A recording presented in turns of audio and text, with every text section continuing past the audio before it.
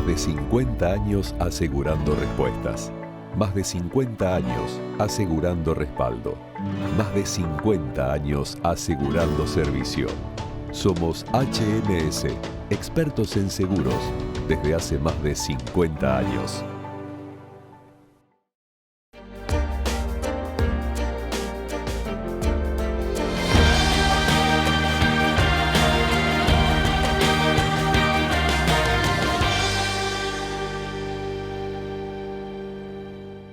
Vicente López y Planazos de Invierno. Estas vacaciones disfruta de shows de circo, teatro, artes visuales, música y cine en familia y con amigos. Conoce la agenda en vicentelopez.gov.ar/Planazos de Invierno. ¡Vivamos Vicente López!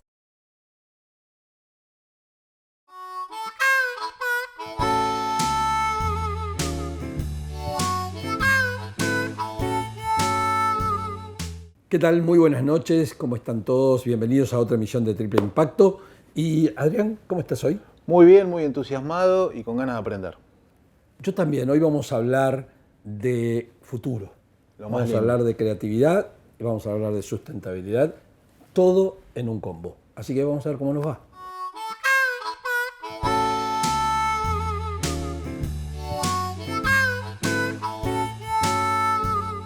Como decíamos en la apertura, es un placer tener un amigo, aparte casi fuimos colegas en algún momento, con Adrián tiene algunas historias de la infancia, pero le vamos a pedir a nuestro invitado de hoy que se presente a su cámara. Nico, bienvenido y gracias por estar acá.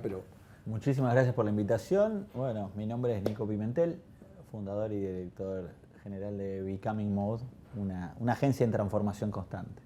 Muy bien.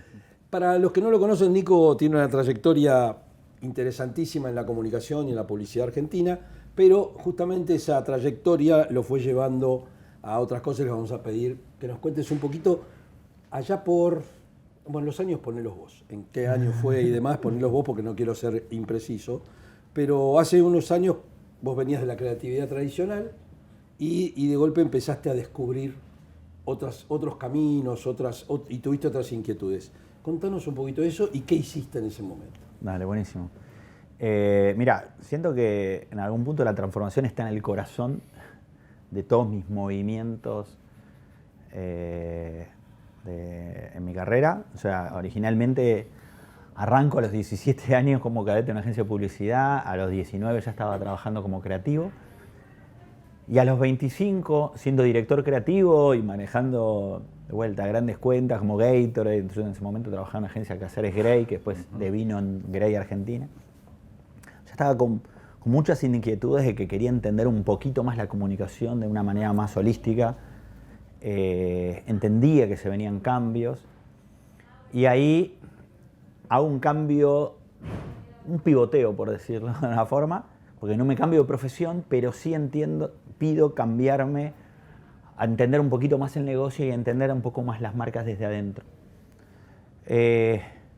Tiempo después esa posición se llama director de comunicaciones integradas, que era poder entender, o sea, y con vínculo al cliente, cómo generar, imagínate que yo arranco en el año 93 de cadete, 95 arranco de creativo, ya en el año 2000 hago este pivoteo y ya en ese momento empezaba a crecer todo el mundo digital, ya empezaban a haber posiciones como la estrategia dentro de una agencia y ya en esa atomización de puestos, por decirte, ahí es donde inventamos este puesto junto en ese momento con mi mentor y jefe Carlos Pérez, actual fundador y presidente de BBVA Argentina. Y eso me permite también meterme muy adentro de compañías como por ejemplo Nike, PepsiCo. Y ahí en esa etapa, en esos años, descubro otra cosa. Descubro que metiéndome adentro de las compañías había mucha oportunidad de creatividad también. Y casi sin querer termino liderando dos proyectos. Uno que terminó siendo Barrio Bonito, que fue en ese momento la idea más premiada en la historia de la publicidad argentina para Nike, en el barrio de La Boca, una puesta en valor y un legado donde la publicidad ya pasaba las fronteras de lo meramente comercial y temporal y dejaba un legado y una puesta en valor de una calle, en ese caso la calle Garibaldi, ahí en La Boca. Y en paralelo, el desarrollo de una marca que surgió también de inquietud personal, porque un problema que tenía PepsiCo era cómo llegarles a lo que llamaban adultos jóvenes. En ese momento yo era un adulto joven. Y siempre lanzaban productos para adultos jóvenes que terminan en la lanchera de los niños. Entonces decías, ¿cómo podemos lograr algo que termine en los adultos jóvenes?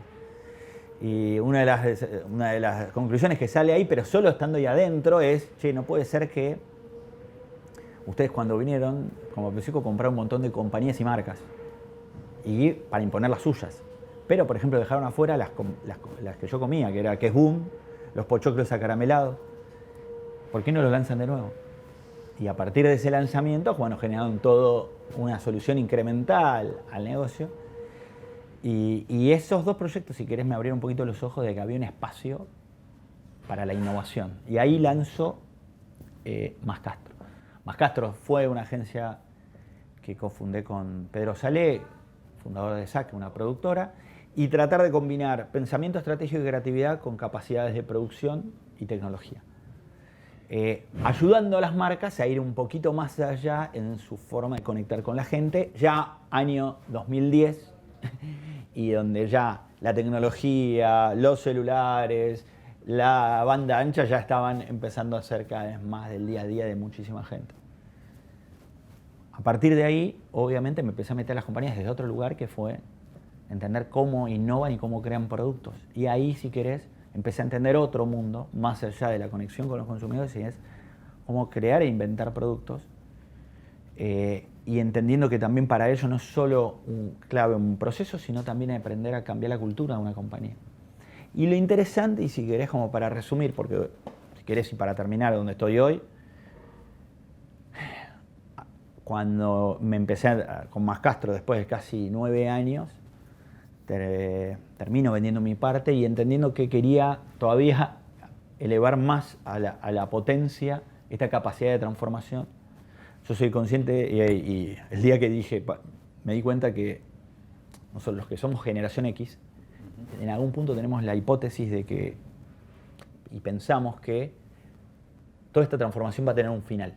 ¿Cuándo ¿cuándo vamos a volver a un mundo que hay reglas? Claro, donde 2 más 2 me da 4. Claro. Que se acabe la disrupción. Y claro, porque hay una parte donde creemos que vamos a llegar a una orilla. Y un momento de una fichita muy simple, pero dije, no, los próximos 30, 40 años vamos a vivir en un cambio constante. O sea, no va a existir una orilla, no va a existir un momento donde nos podamos relajar y decir, ya está, ya el cambio se generó, ya llegamos a la nueva normalidad. Entonces, ahí es donde, apalancado en esa lógica, apalancado también en que muchos de los problemas y proyectos que me venían a Mascastro eran desafíos que no podían resolver las compañías con otras agencias, y era decir, che, cuando no sé a quién llamar, te llamo a vos, venía. Claro. Y bueno, digo, ¿qué pasa si armo un espacio en transformación constante, donde también la propia estructura de mi compañía está en transformación? Y ya no me sesgo a un tipo de talento que es la que termina siendo una estructura. Entonces, ese, si querés, fue el eje conductor de transformación. Y lo interesante es que en todos estos últimos años, tanto en Mascastro como en Becoming, a la larga, también fui acompañando y viendo la transformación de muchas compañías, partiendo de todas las grandes transformaciones que está viendo la humanidad y desde ese lugar a las que se ven forzadas las compañías a hacer, tanto en lo social como en lo sustentable, como en lo ambiental. Nos quedó clarísimo de cómo llegaste hasta acá, pero antes de ir a algo que charlábamos fuera de cámara que tiene que ver con el futuro y algunos desafíos que nos contaste, me gustaría que nos contaras algunos hitos que tuvieron que ver, sí, con la sustentabilidad. Creo que hiciste algunas campañas, me parece, bueno, Barrio Bonito claramente, Sí. Barrio Bonito claramente, porque eso de dejar una mejora en un lugar que uno toca y después lo deja mejor que lo que lo encuentra, tiene muchísimo que ver Diría que para ir más allá de la sustentabilidad, Barrio Bonito es interesante del triple impacto, ¿no? completo. ¿No? ¿No es Completo. cierto? Sí, de hecho fue un proyecto de los que más orgulloso me siento haber sido parte, porque de vuelta eso lo hicimos junto a un grupo de un montón de gente. Pero lo interesante fue cuando uno hace una puesta en valor de un lugar, que después de hecho terminó siendo parte de las guías turísticas de La Boca, entender primero que una marca puede, imagínate, esto estoy hablando de 2007, ¿ok? Una marca era una de las primeras señales de que una marca podía hacer algo más que vender y comunicar. Me encanta la palabra que usaste antes, puede transformar. Claro. Lo usaste Después puede transformar un entorno porque al hacer una puesta en valor de esa calle, generás nuevos puestos de trabajo, generás nueva vida en ese barrio que, fíjate, si ustedes van al Caminito, siempre termina siendo 2 calles a las cuales va. Y trabajamos con artistas también de la comunidad. Entonces si vos me preguntás, son los proyectos que más orgulloso me puse, y lo más gracioso es que en ese momento fue más disruptivo, no solo para Argentina en términos creativos, sino para Nike a nivel global. Fue como un caso de referencia. Y quizás un caso que a todos nos abrió un poquito los ojos de todo lo que una marca puede innovar con tal de transformar. Así que ese, si querés, es un hito que sin duda me abrió muchísimo los ojos. Después, cuando fui aprendiendo, les contaba este trayecto dentro de Mascastro, de ver cómo ayudar a las empresas a innovar, entender que el proceso de innovación también puede ser transformador cultural de una compañía. Ahí va. Claro. Porque uno no solo busca a partir de ese proceso generar un producto o un servicio que no existían antes, a partir de una necesidad no satisfecha, sino también genera y da herramientas para que esa gente la pueda llevar a su día a día. Fíjense, el Design Thinking como metodología rectora del mundo de la innovación tiene como 3 ejes rectores, que el primero, que es entender, tiene como lógica la empatía. Es ponerte en el lugar del otro, ponerte en el lugar de ese consumidor o de esa persona. No sé si se acuerdan la película de Mel Gibson, Lo que ellas quieren, Sí, que él hacía todo lo que tenía que hacer una mujer. En algún punto un buen proceso de innovación implica eso, ponerte en los zapatos de tu consumidor, que uno podría decir, pero en la publicidad no lo hacías. Mirá, la verdad que a veces en la publicidad tiene que ser más, testeo, terminás viendo PowerPoint, quizás hay observación de la calle, pero no mucho más. Bueno, está el viejo debate también de que imponía también. Moda, ¿no? Pero la innovación es tratar de descubrir eso que la gente no te está diciendo. Claro. Eso que está necesitando pero todavía no lo dice. Y para eso tenés que realmente ponerte en el lugar de públicos bien diversos. Yo en Disney, por ejemplo, he tenido un laboratorio de innovación y hemos tenido que ponernos en lugar de niños, de madres, de bebés, y entender a partir de eso lo que llaman los pains and gains, los problemas, los dolores, ¿no? y las oportunidades. Y bueno, entonces, el Design Thinking, si ya vos estás generando un cambio cultural en la compañía donde haya cada vez más personas dispuestas a empatizar, ya no solo es más innovación, sino también hasta quizás generarles un valor agregado hacia con sus colaboradores y hacia quizás con las comunidades relacionadas a esa industria. Eso era justo una cosa que quería preguntarte. Veo todos estos proyectos que por supuesto están pensados en el consumidor y que tienen un amplio impacto de transformación social y comunitaria, pero al que pertenece a la marca también lo transforma. Obvio. Yo creo que sin duda es inevitable y muy difícil no sentirse transformado por un propio proceso de transformación. Claro. De hecho, yo en lo personal soy un convencido que hay un círculo virtuoso, donde si realmente empezás hacer procesos de innovación, en este caso dentro de compañías, que a la vez, en esta lógica de learn by doing, aprender haciendo, uno también transmite conocimiento para que después las personas lo puedan aplicar internamente, y esas personas terminan aplicándolo internamente, hay un momento donde hasta yo no soy necesario. Ya la propia compañía empieza a tomar esas lógicas, y si hay más personas empatizando y creando soluciones para esas oportunidades / necesidades no satisfechas, en algún punto vamos a estar generando un círculo virtuoso también dentro de la compañía y fuera de la compañía, porque esas personas también van a estar tratando de usar esa metodología para resolver problemas en su barrio, en su entorno. Y Nico, vos nos decías antes fuera de cámara, hablando, me quedó dando vueltas un caso que contaste muy por encima, pero me encantaría que lo cuentes. ¿Cómo dieron vuelta un pedido de comunicación de una empresa para transformarlo, hablando otra vez de la palabra transformar, en una oportunidad para un montón de gente? Te había pedido una promo de verano, una activación de verano en el viejo idioma publicitario. Y vos se lo diste vuelta y le trajiste una acción casi de triple impacto también. Sí. Contá esa, por favor, y después quiero que hablemos del futuro porque es algo que nos desafía. Dale, una. Bueno, eso fue un lindo regalito en un sentido que nos pasó este verano. Junto con Número 3, una productora integral, nos invita a Naranja X a pensar una activación de verano. Y lo interesante es que de vuelta, como muchos briefs de activación de verano, es, bueno, necesitamos, o sea, de hecho era un pitch, ¿no? Un concurso de agencia, que estén en la costa argentina, en Villa Carlos Paz, porque Naranja X originalmente es de Córdoba, y en otra playa, por decirte, pero eran claramente lugares veraniegos. Y era casi una competencia por ideas, saber quién traía la idea más loca para ese verano, ese consumidor que venía de casi 2 años de estar encerrado. Entonces, che, ¿cómo lo sorprendemos? Y en verdad nuestro approach, que tiene un poquito que ver también con lo que venía hablando antes de la empatía y de tener al consumidor en el medio, fue invitarlos a pensar dónde realmente estaba su consumidor. Si realmente su consumidor se iba de vacaciones o no.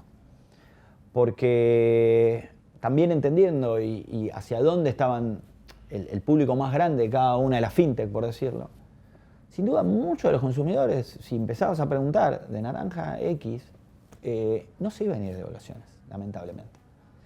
Dijimos, ¿por qué en vez de gastar todos estos esfuerzos en tratar de llamar la atención entre tantas marcas, en gente que quizá no necesariamente tu consumidora, ¿por qué no realmente los pones en el medio y decís, pará, mucha esta gente no se va a ir, entonces ¿por qué no le traemos el verano a ellos? Si ellos no pueden tener playa, ¿por qué no le llevamos la playa a ellos? Entonces transformamos playas de estacionamiento, por ejemplo la playa de estacionamiento del Mercado Pulgas en Palermo, en una playa con parador, con barquillero, con banda, con carpas, con sombrillas, con un sector para bañarte. Y no sabés cómo se llenó de gente y hay historias de inclusión increíble. Gente que decía, por ejemplo, y esto lo hicimos en Buenos Aires, en Córdoba, en Mendoza y en Tucumán.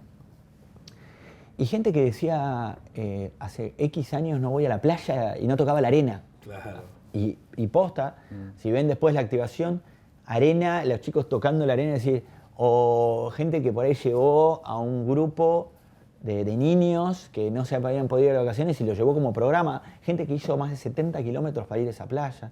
Entonces, hablando y después, y de vuelta, uno puede, como siempre, desde el PowerPoint sentir que las cosas pueden pasar, pero no hay cosa más linda cuando la realidad te sobrepasa y realmente esa palabra que podría ser inclusión, esa palabra que podría ser impacto social, la ves reflejada en familias que con anécdotas como las que te conté. Es tangible, la tocás. No, es que Y ahí es donde... La verdad de inclusión, todo eso es verdadero en la gente.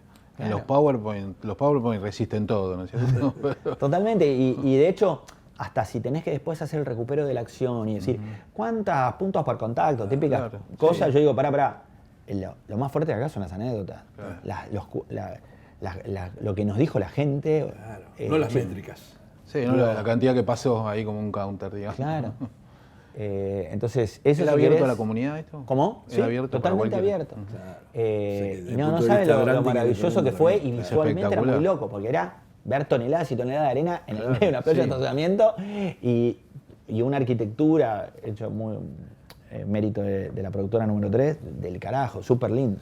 Nico, y un tema que nos desafía y que evidentemente está marcado por la agenda de la sustentabilidad es el futuro.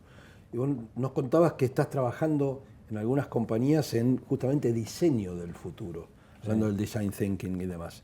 Contanos qué es eso y cómo está, si querés, limitado o no, o enmarcado por las necesidades justamente de ambientales, sociales y culturales, en muchos casos sería el cuarto impacto, ¿no? Totalmente. Bueno, yo creo que esa metodología que es el diseño de futuros, sin dudas en los últimos años empezó a tomar cada vez más importancia. En algún punto el diseño de futuros existe desde que existe casi la ciencia ficción, Sí, claro. ¿no? De hecho, las mejores películas de ciencia ficción parten de metodologías de diseño de futuro. Bueno, un cash flow es ciencia ficción. También, Bueno, en totalmente de Argentina acuerdo. ni hablar. Y cuando y como les contaba yo, en este camino de innovación, de tratar de estar ayudando a las compañías a innovar, también uno empieza a pensar en plazos. Ya no es solo de acá a 2 años, de acá a 3 años, es sin duda cuando empiezan a entrar tantas P's, ¿no? El triple impacto, el cual ya sin duda tenés que estar pensando a 20 años. Y cuando empezás a 20 años, ya empezás a tener que empezar a generar escenarios futuros. Claro.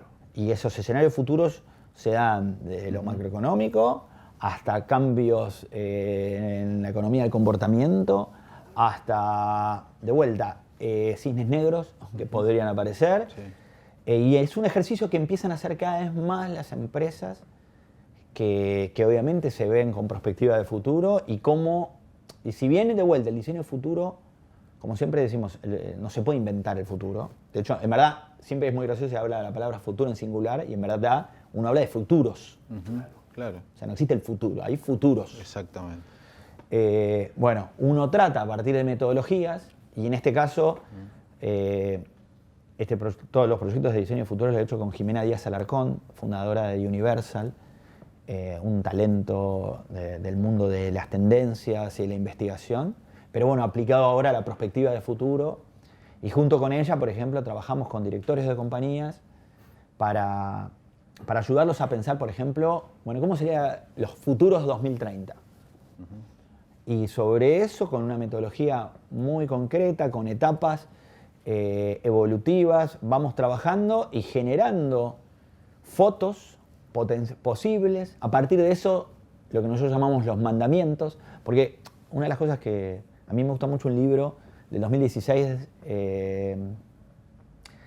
de Kelly, que se llama The Inevitable, lo inevitable. Y los capítulos son, él habla del futuro y en verdad él dice, cada capítulo es un verbo.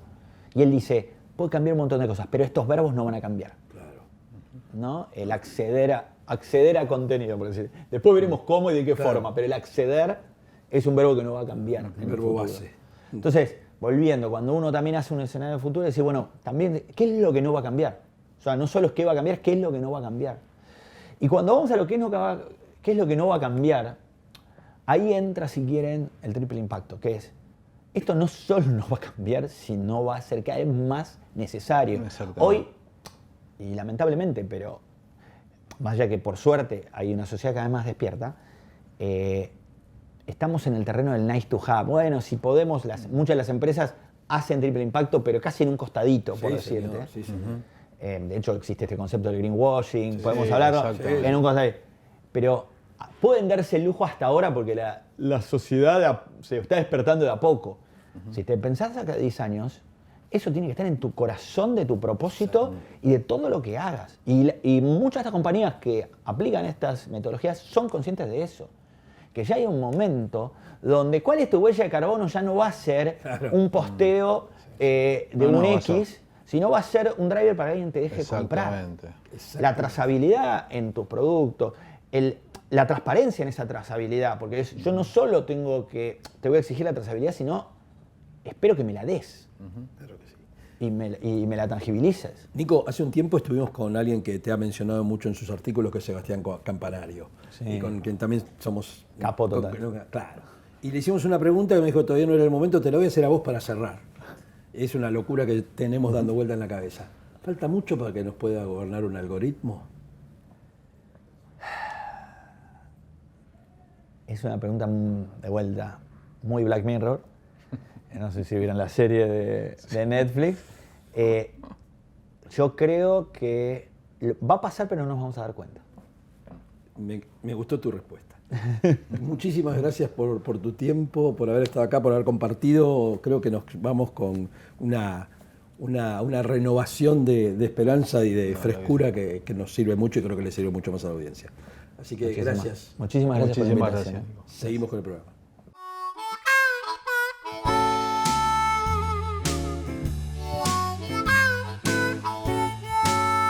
Marcelo, qué programa hoy.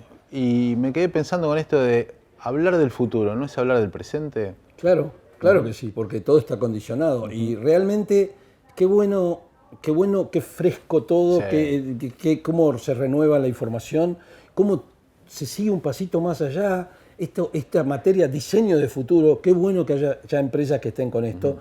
Y ojalá también, imagino que los gobiernos deben estar con esto. Estaba pensando lo mismo, te lo juro, estaba pensando lo mismo. Así debería ser.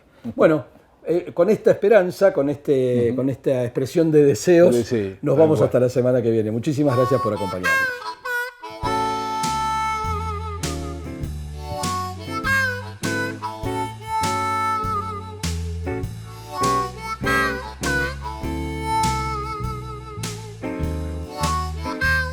Vicente López y planazos de invierno. Estas vacaciones disfruta de shows de circo, teatro, artes visuales, música y cine en familia y con amigos. Conocé la agenda en vicentelopez.gov.ar/planazos de invierno. Vivamos Vicente López.